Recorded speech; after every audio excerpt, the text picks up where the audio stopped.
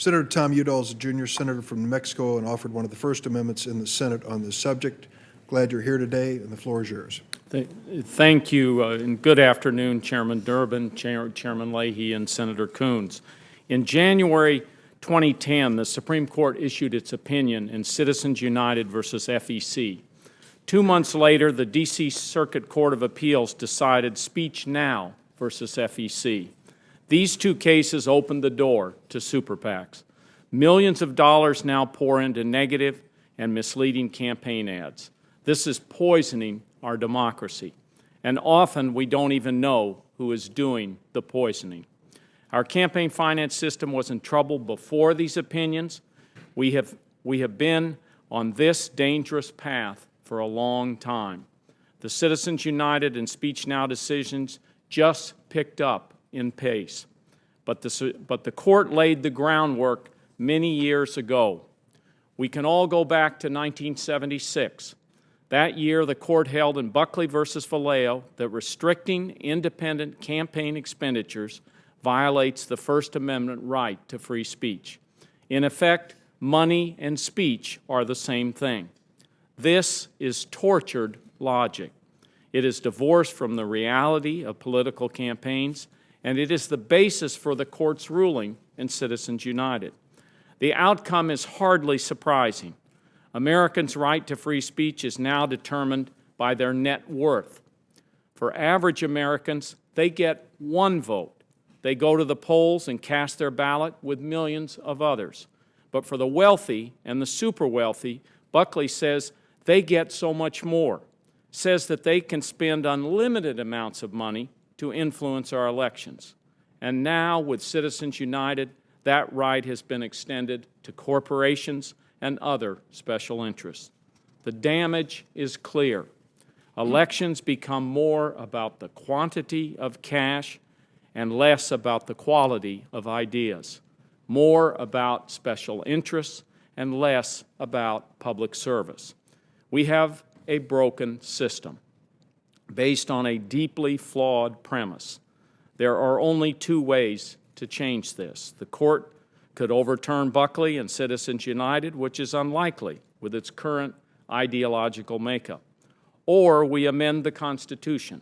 We overturn the previous bad court decisions and prevent future ones. Until then, we will fall short of real reform. Until then, the flood of special interest cash will continue. That is why I, along with several members of this subcommittee, introduced S.J. Res. 29 last November. We're up now to 23 co-sponsors, with several other senators expressing support for a constitutional amendment in floor speeches and press interviews.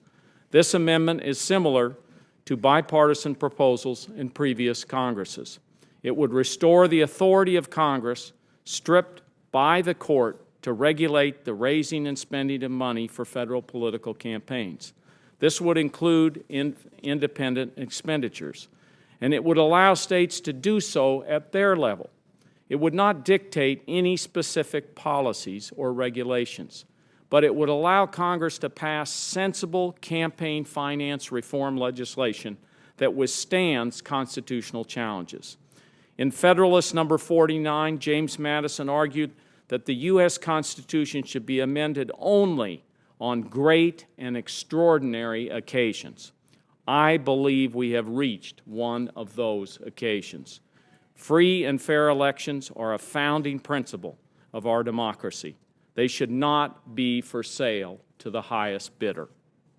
I know amending the Constitution is difficult, and it should be. Last week, during the debate on the Disclose Act, Chairman Leahy said that we must pass that bill now because of the years and years that a constitutional amendment might take. The chairman makes a fair point, but those years and years started decades ago. There is a long, and I might add, bipartisan history here. Many of our predecessors from both parties understood the corrosive effect money has on our political system. They spent years championing the cause.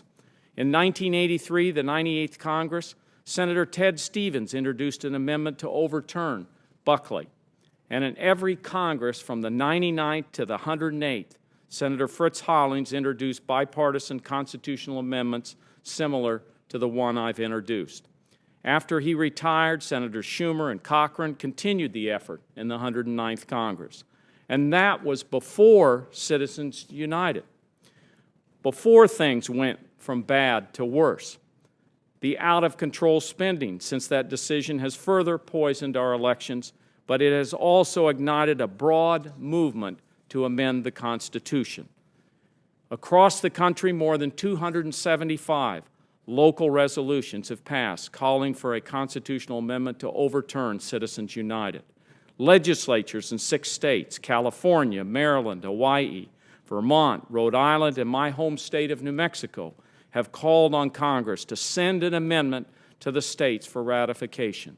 Many more states have similar resolutions pending.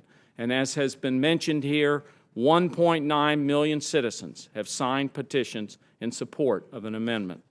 More than 100 organizations under the banner of United for the People are calling for constitutional remedies. But an amendment can only succeed if Republicans join us in this effort.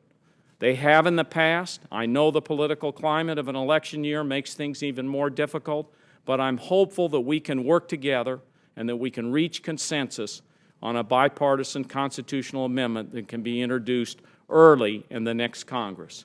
We must do something. The voice of the people is clear, and so is their disgust. And with that, Senator Durbin, thank you for your courtesies on going a little bit over time.